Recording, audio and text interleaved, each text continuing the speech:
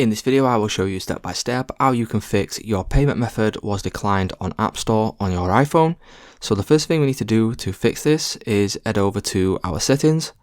And then once we head over to settings, you want to click on your Apple ID at the top of this page. Click on Apple ID, and then from here you want to go down to payment and shipping.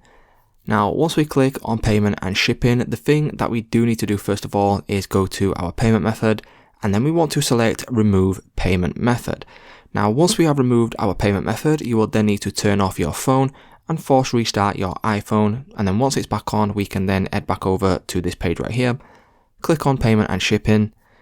And then once we go back to payment and shipping, click on add payment method, and then add in your payment method into this page right here.